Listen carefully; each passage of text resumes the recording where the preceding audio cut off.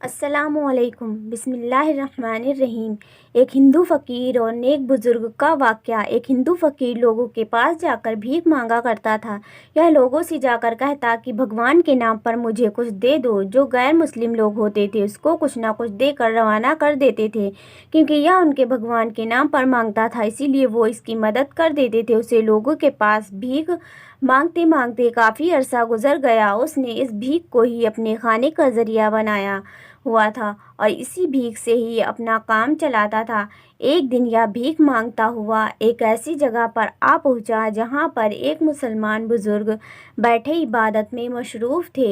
یہ بزرگ کے پاس آ کر کہنے لگا کہ جناب، مجھے بھگوان کے نام پر کچھ دے دیں۔ بزرگ اپنی عبادت کے اندر مصروف تھے۔ انہوں نے آنکھ کھولی تو اس فقیر کی طرف دیکھا اور اس سے کہنے لگے کہ میرے پاس تمہیں دینے کو کچھ نہیں ہے، اسی لیے تم یہاں سے جا سکتے ہو۔ فقیر کہنے لگا کہ واہ بابا جی، آپ یہ کیسے کہہ سکتے ہیں کہ آپ کے پاس مجھے دینے کو کچھ بھی نہیں ہے؟ آپ کے سامنے ہی یہ پانی کا گلاس رکھا ہوا ہے، آپ مجھے یہی دے دیجئے، میں اسے ہی لے کر چلا جاؤں گا، اس کو چند پیسوں میں کوئی مجھ سے خرید لے گا۔ بزرگ نے جواب دیا کہ تمہاری بات بالکل ٹھیک ہے، میں تمہیں یہ گلاس دے دیتا، اگر تم میرے رب کے نام پر مانگتے تو مجھے دینے میں کوئی بھی پریشانی نہیں ہوتی، مگر تم نے بھگوان کے نام پر مانگ رہے ہو، اسی لیے میں کسی بھگوان کو نہیں مانتا، میں صرف اللہ کو مانتا ہوں جو کہ میرا رب ہے اور وہ اکیلا ہے، اس کا کوئی بھی شریک نہیں ہے اور نہ ہی وہ کبھی مرنے والا ہے اور نہ ہی اس کو کسی نے پیدا کیا ہے۔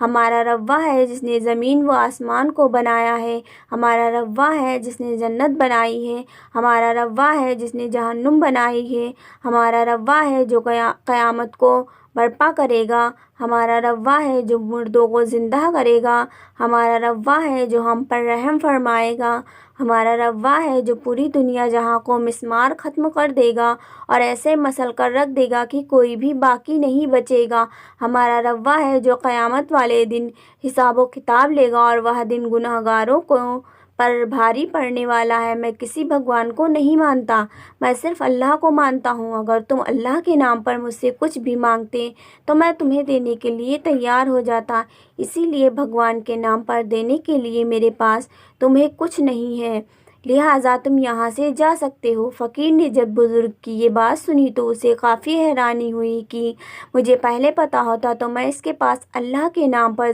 جا کر کچھ مانگ لیتا، پر میں تو ہندو ہوں، اسی لیے میں اس بزرگ سے جا کر کیسے کہتا کہ اللہ کے نام پر دے دو، لہٰذا یہ اپنی جگہ سے اٹھا اور واپس چلا آیا، مگر اس کے دل میں حسرت باقی رہ گئی کہ ایک دن دوبارہ اس بزرگ کے پاس جا کر پھر نئے طریقے سے کچھ مانگوں گا۔ خیر کچھ دن گزرنے کے بعد یہ دوبارہ اس بزرگ کے پاس چلا آیا۔ بزرگ اپنی عبادت کے اندر مصروف تھے۔ یہ بزرگ کے پاس آ کر کہنے لگا کہ مجھے اللہ کے نام پر کچھ دے دیجئے۔ بزرگ نے جیسے ہی اس فقیر کی یہ بات سنی تو اس سے کہنے لگا کہ تمہیں کیا چاہیے؟ فقیر کہنے لگا کہ میں امیر ہونا چاہتا ہوں، میں اس فقیری سے کافی تنگ آ چکا ہوں، لوگوں کے پاس جا جا کر بھیک مانگتا ہوں میں، پر ہر بندہ مجھے دھتکار دیتا ہے، آپ مجھے کوئی ایسا طریقہ بتائیں جس سے میں امیر بن جاؤں۔ بزرگ نے فقیر سے کہا کہ تم 7 دن میرے پاس گزار لو، 7 دن گزارنے کے بعد تمہیں سب کچھ مل جائے گا۔ یہ فقیر ہندو پر پھر بھی یہ بزرگ کے پاس رہنے لگا۔ روزانہ کی بنیاد پر بزرگ رات کو عبادت کے لیے اٹھتا اور ساری رات عبادت کے اندر مشغول رہتا تھا۔ جب بھی فقیر کی آنکھ کھلتی تو وہ ان کو دیکھتا تو حیران رہ جاتا اور سوچنے لگ جاتا کہ یہ کیسا نیک بندہ ہے جو ساری رات عبادت کے اندر مصروف رہتا ہے۔ خیر 2 دن گزرنے کے بعد فقیر نے بزرگ سے کہا کہ مجھے بھی آپ نماز کا طریقہ بتا دیجئے، مجھے رات بھر نیند نہیں آتی، مجھے بے چینی رہتی ہے، میں دیکھنا چاہتا ہوں کہ کیا نماز میں کوئی برکت ہے جس سے میری بے چینی ختم ہو جائے۔ بزرگ نے اسے نماز کا طریقہ بتا دیا اور وہ نماز پڑھنے لگا۔ جب وہ نماز پڑھ کر فارغ ہوتا تو اسے پرسکون نیند آ جاتی اور صبح کی نماز کے وقت اس کی اچانک آنکھ کھل جاتی تھی۔ ऐसे करते करते उसे 7 दिन गुजर गए। बुजुर्ग ने फ़कीर से कहा कि तुम्हारे 7 दिन मुकम्मल हो चुके हैं, अब तुम वापस जा सकते हो। फ़कीर ने जवाब दिया कि अब मैं वापस जाने को तैयार नहीं हूँ, अब मैं आपके पास ही रहूँगा, इसी में ही मेरी अब खुशी है। बस आप मुझे कलमा पढ़ाकर मुसलमान कर दीजिए। बुजुर्ग ने फ़कीर को कलमा पढ़ाकर मुसलमान कर दिया। इस तरह यह हिंदू फ़कीर मुसलमान हो गया। उसके बाद यह बुजुर्ग के पास ही रहने लगा। बुजुर्ग ने फ़कीर से पूछा कि क्या तुम्हें अब पैसों की ज़रूरत नहीं है, क्योंकि तुमने मुझसे कहा था कि तुम माला माल होना चाहते हो। फ़कीर ने जवाब दिया कि जब मैं आपके पास आया था तो मुझे पैसा कमाने की बेचैनी होती थी। मैं चाहता था कि दुनिया पर हावी हो जाऊं, पर जब से मैं आपके पास आया हूं और नमाज अदा करने लगा हूं तो मुझे ऐसे लगने लगा है कि नमाज के अंदर ही सब कुछ है, और अचानक ही मेरी सारी की सारी बेचैनी ख़त्म हो गई। पैसों की तरफ तो मेरी तवज्जो ही नहीं रही। अब आपने मुझे कलमा पढ़ाकर मुसलमान कर दिया है। अब तो दुनिया से मेरा भरोसा उठ गया और अब मैं अपने हकीकी मालिक की इबादत करता हूँ और उसी से ही मांगूंगा। मगर अब मुझे दुनियावी चीज़ों से कुछ नहीं चाहिए, बस मेरी आखिरत संवर जाए तो यही काफ़ी है। हज़रत अब्दुल्ला बिन ज़ैद फरमाते हैं कि मेरे दिल में काफ़ी ख्वाहिश थी कि मैं बैतुल मुक़द्दस जाकर ज़ियारत कर सकूं। एक मरतबा आपने बैतुल मुक़द्दस जाने का इरादा कर लिया।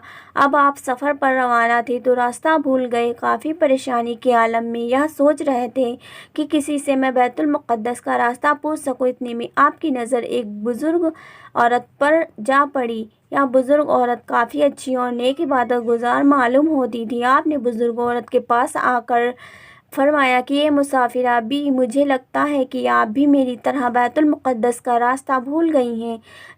उस बुजुर्ग औरत ने आपकी ये बात सुनी तो उसने गुस्से से आपको जवाब दिया कि कहीं आरिफुल्लाह, अल्लाह को जानने वाला भी मुसाफिर हो सकता है क्या? अल्लाह को दोस्त रखने वाला भी रास्ता भूला हुआ कहलाया जा सकता है? जब आपने ये बात सुनी तो खामोश हो गए। फिर कुछ देर बाद उस बुजुर्ग औरत ने आपसे फरमाया कि ये लीजिए मेरी लकड़ी, इसका एक सिरा पकड़ लीजिए और मेरे आगे आगे हो लीजिए। आपने उसकी लकड़ी का एक सिरा पकड़ लिया और आगे आगे चल दिए। अभी आप कुछ ही देर पैदल चले थे तो सामने आपको बैतुल मुक़द्दस की धुंधली धुंधली चोटियाँ नज़र आने लगी। आप काफ़ी हैरान हो गए। फिर आपने बुजुर्ग औरत से फरमाया कि बड़ी बी, ये क्या माजरा है? अभी तो हम चंद कदम ही चले थे कि बैतुल मुक़द्दस पहुँच गए। आपको बुजुर्ग औरत ने जवाब दिया कि ऐ शख्स, तुम्हारी रफ्तार जाहिदों जैसी है और मेरी रफ्तार आरिफों जैसी है। जहज सियार है और आरिफ तैयार है, तो कहाँ चलने वाला और कहाँ उड़ने वाला? यह कहकर बुजुर्ग भी आपकी नज़रों से ओझल हो गए। आप बुजुर्ग भी को ढूंढते रहे पर वह आपको दोबारा नज़र नहीं आई। अल्लाह ताला की मार्फत से भटकों को रास्ता मिल जाता है और उनकी बड़ी से बड़ी मुश्किलें आसान हो जाती हैं, और अल्लाह ताला के ऐसे बंदे मौजूद हैं जो अल्लाह के नेक बंदों को रास्ता दिखाते हैं। अल्लाह ताला अपने नेक बंदों पर रहम फरमाए और हमें उनकी तरह सीधे रास्ते पर चलने की तौफीक अता फरमाए। आमीन। तो दोस्तों, आपको कैसा लगा ये वाक़या? अगर वाक़या पसंद आया तो वीडियो को लाइक करें, शेयर करें, चैनल को ज़रूर सब्सक्राइब करें। अल्लाह हाफिज़।